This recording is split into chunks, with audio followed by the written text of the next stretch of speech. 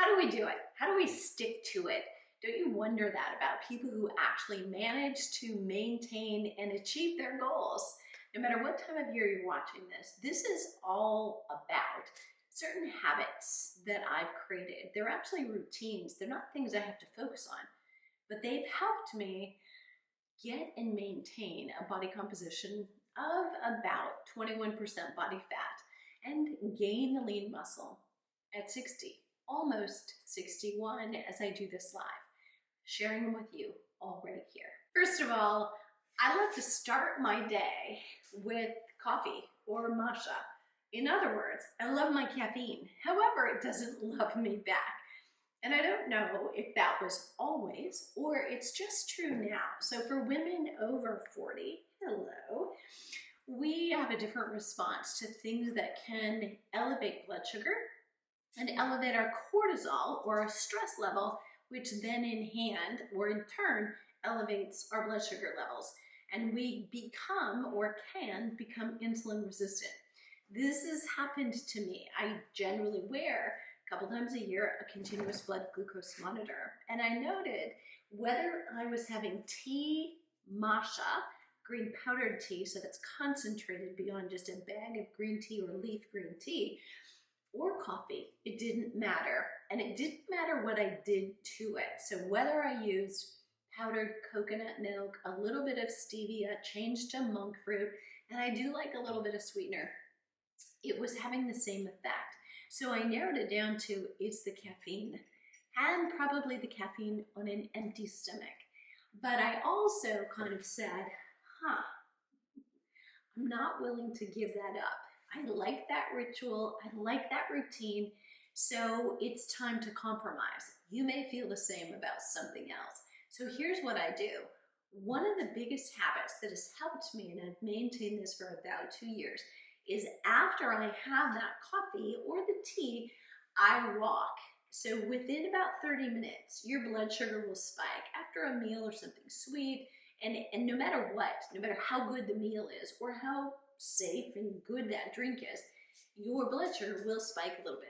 So what I do is go for a walk. I do at least 10 minutes of movement, but really prefer in the morning. I go 30 minutes and doing about a 30-minute walk, just cruising, not doing any breathlessness. That will help me keep my blood sugar low.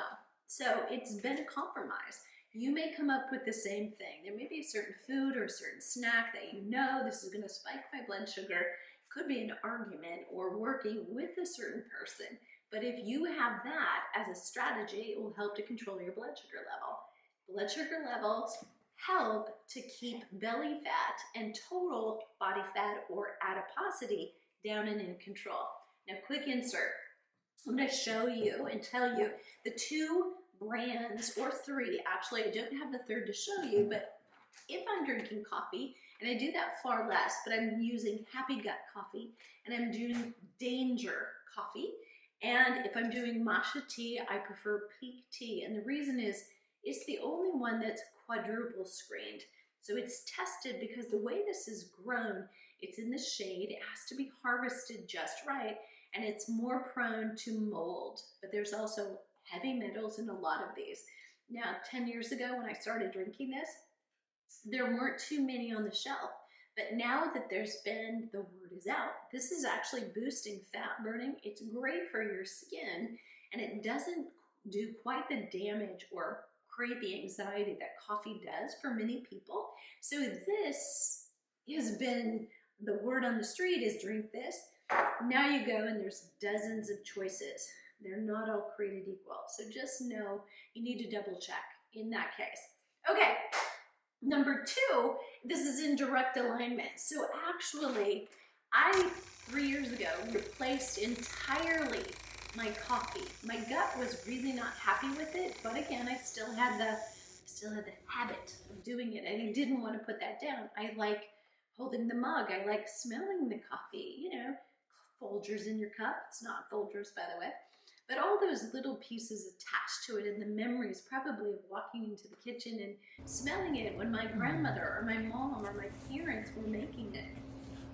But I gave it for a little bit because my gut was not in great shape. So I started drinking matcha. entirely. And really for about 2.5 years, it's all I drank. No coffee whatsoever. And I've leaned into it again because there's actually considerable amount of research sharing that coffee has great benefits. Different. So this has great benefits too. Different, but diversity and variety is really good for us. I'm having this 4 out of 5 times.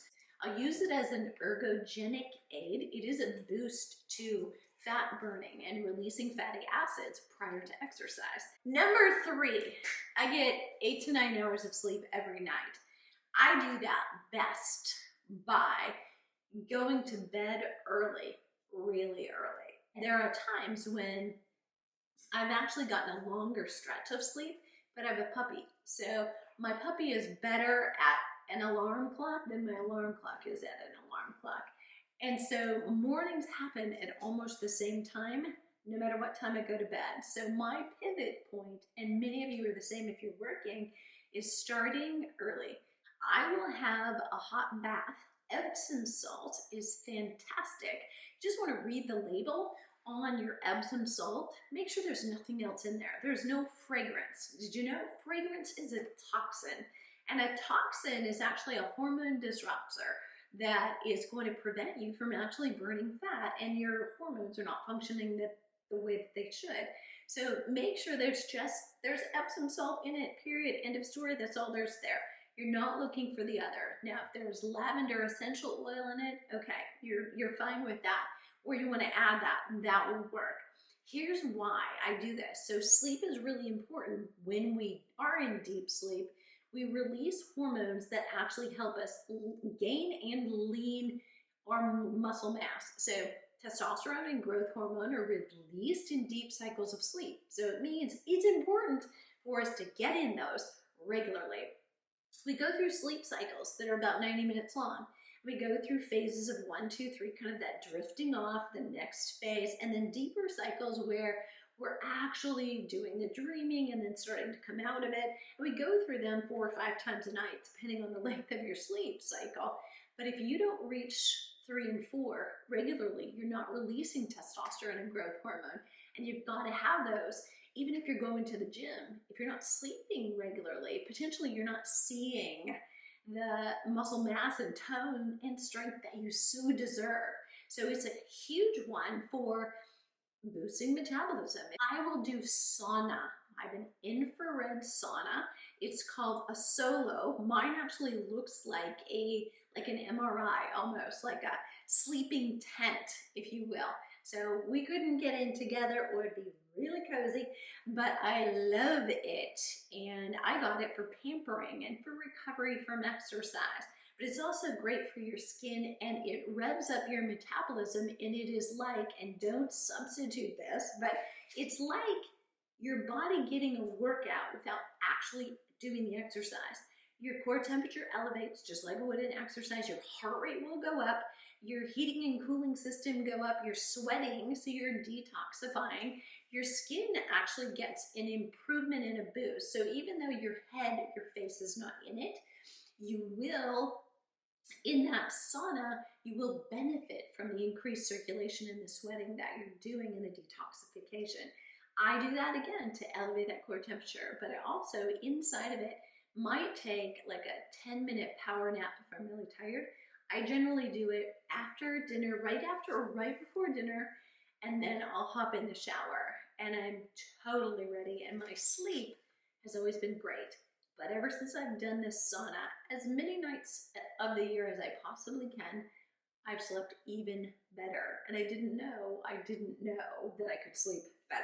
And so if you're counting, we're on number 6. So I weight train 2 or 3 times a week, 72 hours between. So when I say 2 or 3 times, this is the point of clarification. You do want the weight training, but you also have to have the recovery between that weight training. Listen to this statement. Fitness happens in the time between the adequate stimulus that occurs during the workout. It happens between, if there's adequate rest, really adequate sleep, adequate nutrition, meaning total calories and protein, and your stress level is in check.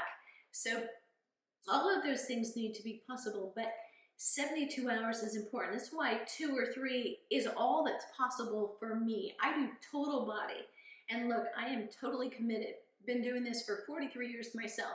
41 years I've been coaching others, teaching at the university level, and now running a business solely dedicated to women flipping 50 who are in any stage of menopause. But here's the deal. When I try to do a split routine, upper body one day, lower body another, I travel too much. I get too busy. I have commitments, and that really screwed me up. So when I just tried this again during the last 3 months of 2024, and already first or second weekend, I was like, I'm already off. And so I don't know how to plug this in and keep that stimulus as regularly as I want it.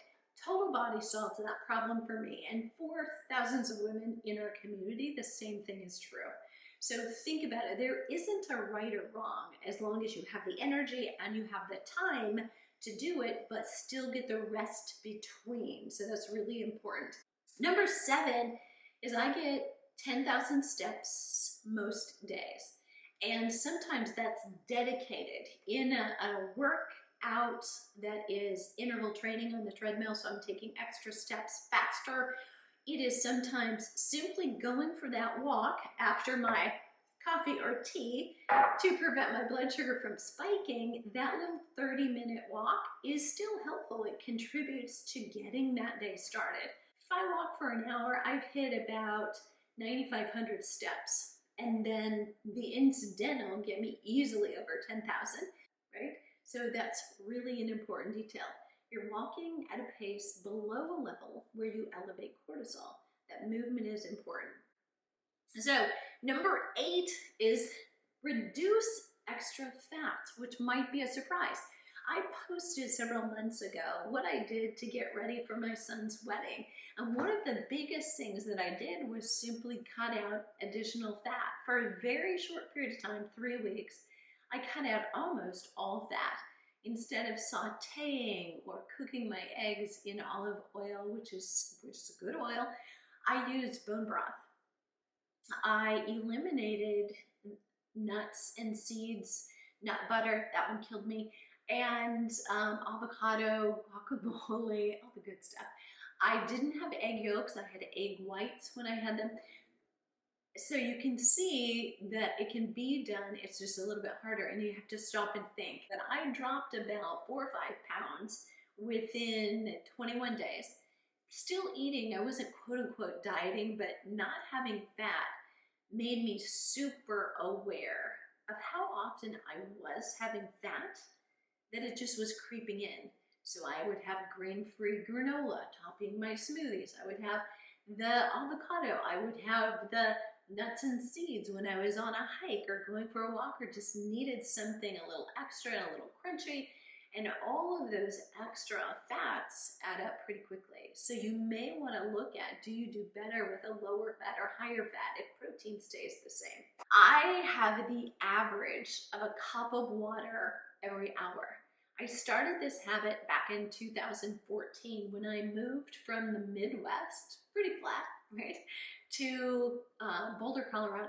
So I was at altitude, and whenever you go to altitude or you're in heat and humidity, right, you're always told drink more water, because you don't even realize that you're dehydrated, but you are, because your body tries to shed it to make you a little bit lighter. So I got in that habit just to remind myself. And at first I was having a few headaches, and somebody said, potentially it's that, so work on the water. So that habit has really carried over quite well. You know, and you and I, if we're behind on water, sometimes we kind of give it up. You know, if by noon we haven't hardly had any, it's a little hard to catch up. Your body doesn't work that way. You know, you can give it some, and then it will put it to the use of all of the cells in your body, and you kind of stay on that, and it doesn't then send you into the bathroom, you know, peeing with equal increased regularity. And you do have to adopt very slowly. So you wouldn't go from yesterday all I had was 2 or 3 cups to tomorrow my goal is to have, like you, a cup every hour. That wouldn't work for you. But if you want to look at here, how do I close the gap? If you had 2 or 3 cups yesterday, tomorrow And probably for the whole week, your goal is to have four, at least four every day. Now you're telling your body, I'm going to do this for you consistently. Okay, number 10. You're doing great. Stay on pace. Stay with me. All right, you want to hit, or I do. I weigh 128, so let's say 130. I try to hit 130 to 150 grams of protein every day. So I'm shooting for higher. What does that say? Statement? It is shoot for the moon, you land in the stars. You know, a lot of my women will fall short. And I try to get this through whole food. But and the truth of the matter is, almost all of us are going to need to supplement because number one, you can get full very easily. I found at first with a lot of my clients, even myself, starting to eat that much protein, especially in the morning, right? Because I wasn't used to having much breakfast at all. I would skip or skimp like many of you, and that was not helping me. After 40, you're going to lose muscle. For me, I was motivated because I began to train for triathlons, short ones at the time, but you're not going to train with any great effort or capacity if you're not fed. And you don't want to lose lean muscle mass, right? And so if you do that, even now for you and I, no triathlon in sight for me, but 85 is in sight, 95, 100 is in sight. And if we don't keep our eye on that ball, we're not going to love how we look, how we feel, and how we live at that point. Right now, we're putting it in the bank for later. And the bonus is you're going to feel great and love the adventures you have right now. So you want to make sure that you're getting your protein in.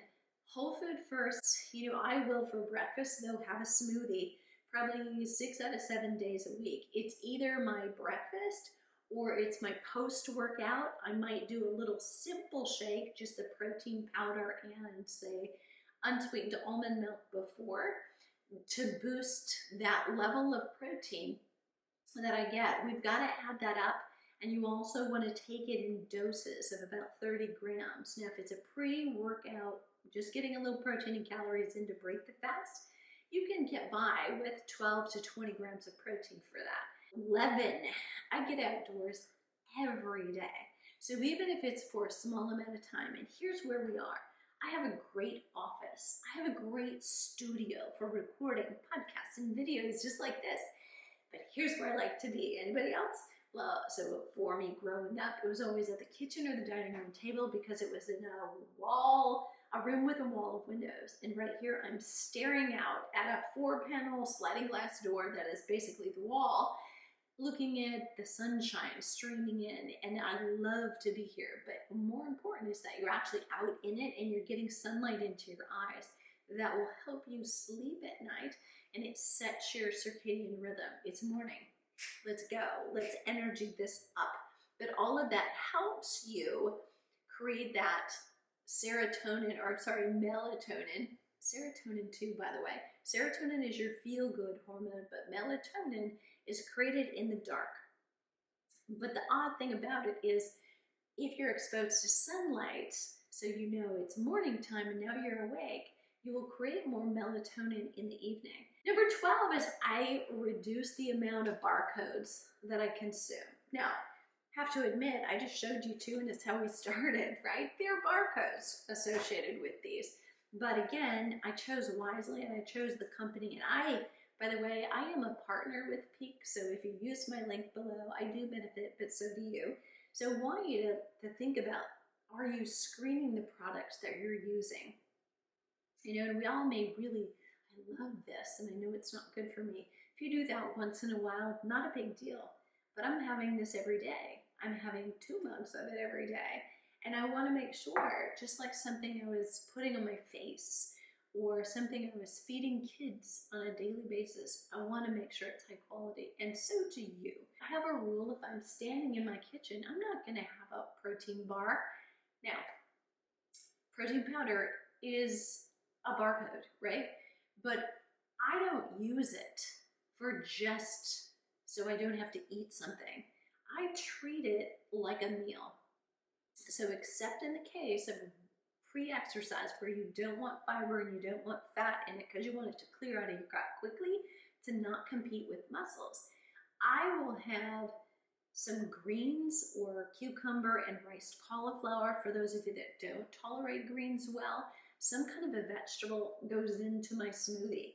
A little bit of fruit, not a lot of fruit. What you don't want is a fruit smoothie spiking your blood sugar. Even if it's healthy, even if it's got micronutrients, it spikes your blood sugar. So a little bit of fruit, half to 3/4 of a cup, and that's it. Then a healthy fat, and it might be nut butter, it might be coconut or MCT oil, but I prefer to actually have the whole food. I might put coconut flakes in it, I might put nut butter in it, or just the sunflower seeds or the cashews that'll go in. Hemp hearts, maybe chia seeds, so a little bit of healthy fat there as well as fiber. That's a meal. So you want to think, if I were sitting down and going to the effort of making myself a meal, we would generally have some fat, we'd have protein, we'd have some carbohydrates there, and we want to have it in the balance we want it in. That's how I treat my protein powder. So I will use that. It's a barcode that gives me the ability to make a full meal in 2 minutes. And that is a good trade-off for me in my book. I monitor my muscle and my body fat regularly, but not obsessively. So I use a smart scale. It's called the InBody scale. It's one of the maybe Rolls Royces of smart scales. I have been a consultant for fitness centers, for studios, for personal trainers for a very long time. And one of the things that I started recommending almost 8-9 years ago was getting an InBody, and the industrial kind. So when you walk into your fitness center, you'll get the opportunity. Sometimes GNCs or health fitness stores have them. Sometimes doctors' office chiropractors have them.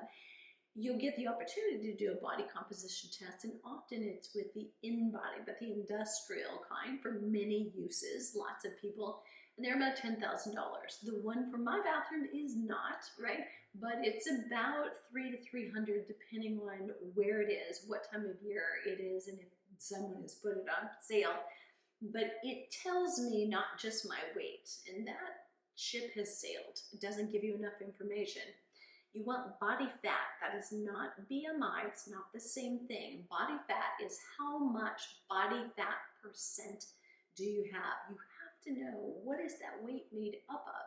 Because you might weigh 200 pounds, and if you are 35% body fat, you're classified as obese, not necessarily super healthy, right? We want to work on that a little bit. But if you weigh 200 pounds and your body fat percent is 25, now you're in a healthier range. It's like, okay, we may still want less weight on those joints, but we know that heart health-wise, disease risk, you're doing better. So we want to look at how can we help you be optimally healthy. Measuring your skeletal muscle mass is also very important. Skeletal muscle mass, just like it sounds, your biceps, your triceps, your chest muscles, your back, your booty, your quads, your hamstrings. And not all scales will do that. Mine will. Yours might simply give you fat-free mass, and that's kind of your weight less the percent of your body fat and what's left over. So that's bones, it's your skeletal muscle mass, but it's also striated muscle, kind of in your intestines, in your belly. All of it is there, and that's okay. The only thing that's really going to change dramatically is your skeletal muscle mass. So either one works, but please make sure you're measuring that. One of the easiest ways to do that, or most accurate, is through a DEXA scan. If you go and you let them know you want to know your skeletal muscle mass and body fat, it may be more accurate, but only if you're comparing that pre to that post. So be sure you're on the same scale and comparing apples to apples as you monitor this. Number 15, hang in there, you've got 3 more. Set adventures and challenges on my calendar to make training fun and purposeful. This is why we host Flipping 50 retreats. Last year we did 2. This year we are doing 4. We're doing Phoenix coming up, maybe over by the time you see this. We're doing one in Boulder that is probably my favorite of all. We have the Grand Canyon, and we have one in Moab in October. It'll be our last one for 2025. But the whole idea is not just that weekend from Wednesday to Sunday, but it is also coming together with a community of women who are doing what you want to do, who want a challenge. And we train you for at least 90 days, a little longer in the case of the Grand Canyon, so that you're ready and you're reaching. It's kind of like setting a marathon goal, a goal of completing one. You do the training leading up to it. That's a part of the entire experience, and we take care of you with this too. But the whole idea is I'm going to do something that's a little out of my comfort zone. It's on the calendar. I think of myself differently when I'm doing that. All right, number 16. This may or may not work for you, but I don't drink. I think I had enough champagne to toast my son at his wedding. Might have also had that at the rehearsal dinner. I should know this because I would have bought that meal, but other than that, I can't tell you the last time I had a cocktail. I'm really not someone who drinks, and I have a lot of opportunities. My friends all seem to be wine drinkers. And yet, even in high school when we weren't supposed to, and it was really sexy, I didn't. Even in college, don't get me wrong, I had a few crawling on the floor down the dorm floor evenings, but that was probably enough to cure me. Number 17, I eat carbs last, and I never eat them alone, or better said, never eat carbs naked, right? So no longer, not even say an orange in the middle of the afternoon, or an apple in the middle of the afternoon. Great micronutrients, great reasons to have them. But if I'm going to have an apple, it's probably a pre-exercise snack if I'm doing something later. So I might have an apple and nut butter. And remember, I'm not doing a lot of fat, but enough, right? So that it offsets the blood sugar spike from even healthy fruit. If I were having the orange, I would also have probably a small handful of cashews with it, something that is equal and opposite, so it's not going to spike the blood sugar. And those things are really important. At a meal, eating carbs last. So you have the same plate of food, and you one day eat things, and you have the bread first. Maybe it's sourdough, so it's the lesser of all evils. You have that sourdough, you have your plate where it's got salmon and roasted broccoli and other great vegetables on it. Or you have the salmon or the veggies first, and then have the sourdough bread last. The difference in the spike in your blood sugar, 75% better if you have the carbs last, not first. So this is a really easy one. You can eat the same foods. If you changed nothing about the food you ate, but the order you ate the food in, you potentially would do better. So remember, when blood sugar goes up, insulin goes up. That puts you in fat storage. And the place it's going to store is most likely your belly fat. If you have a lot of muscle mass, blood sugar will get stored, removed from the bloodstream, and stored in your liver because it filters everything, or your muscle. And if these two are both full, because the liver gets clogged up if it's doing too much work, and the muscles, if you're not moving them much, they're not a bank. There's not much you can put in there. The next place is storage. So maybe that's here, maybe that's here, maybe it's here and here. That is 17 habits that have helped keep me at 21% body fat at 60 pretty easily. You didn't hear anything about long endurance exercise, extreme high intensity intervals. And I've come through periods of time where I've done high intensity some, other times where all I've done is walking and weight training. Both work, and it depends on how you're feeling. Let me know if any of these helped, and if you have questions on them, drop me a comment down below. And I'll see you on the flip.